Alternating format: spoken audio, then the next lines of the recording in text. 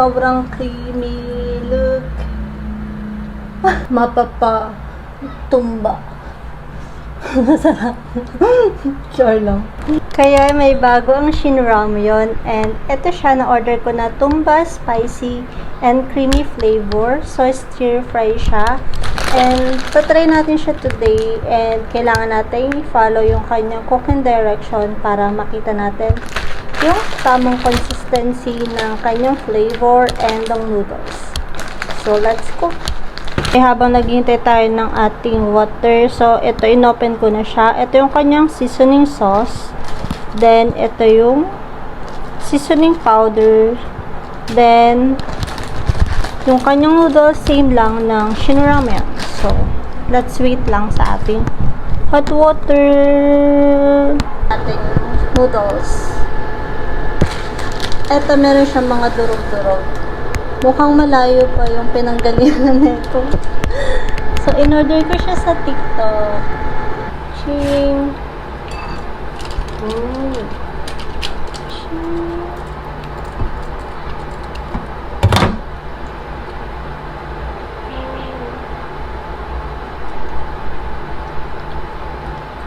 Since spicy to, hindi ko lang sure masyadong tinanggal yung tubig. I mean, may konti lang siyang natira para mas na-mix ko siya ng maayos.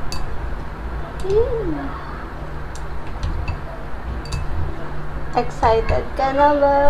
Shika, excited ka na. Of course, bago ng Shin Ramen to eh. So, kailangan natin siyang matikman. So, shout out kay Carla. Sabi sa akin, Shika, try mo naman yung Shin Ramyun na bago. So, eto na siya, Carla. Shout out sa'yo. Taste test!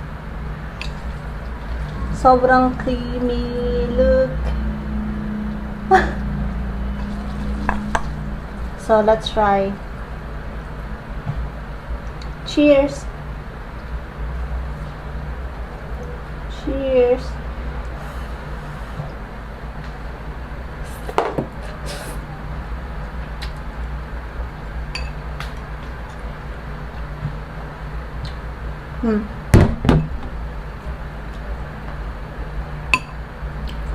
Para siyang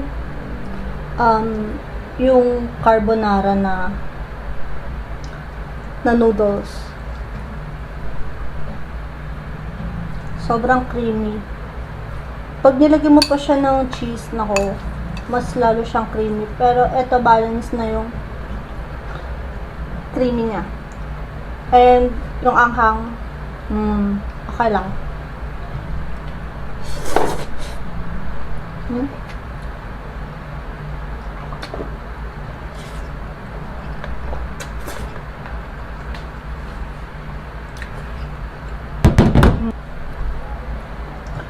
Yung floating bowl ko. Wow! Woo!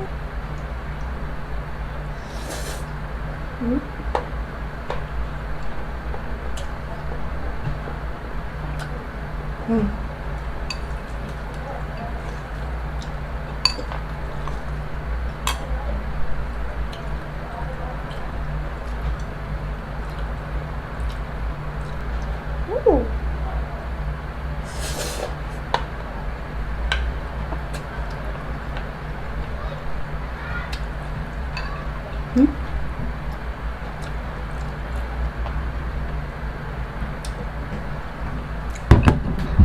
May gatas ako dito. Yung nilalagay ko sa cup. Kailangan ko uminom ng gatas kasi sobrang anghang.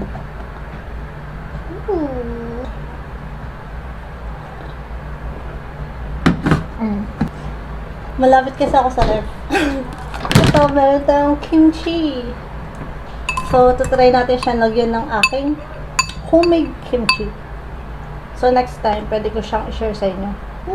Tingnan natin kung masarap siyang i-pair sa kimchi. Noodles.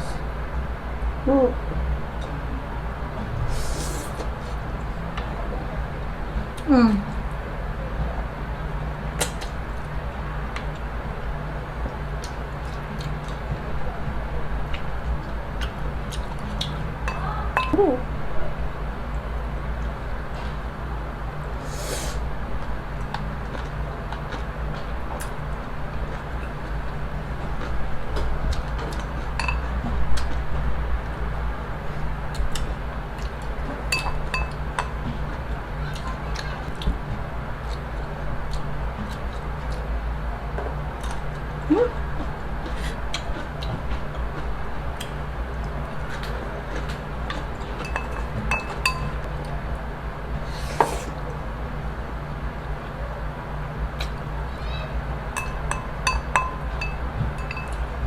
Masarap ng partneran ng kimchi.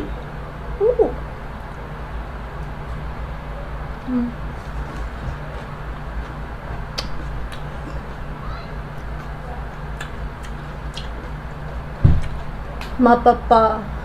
Tumba.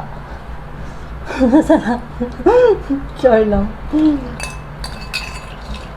Last bite.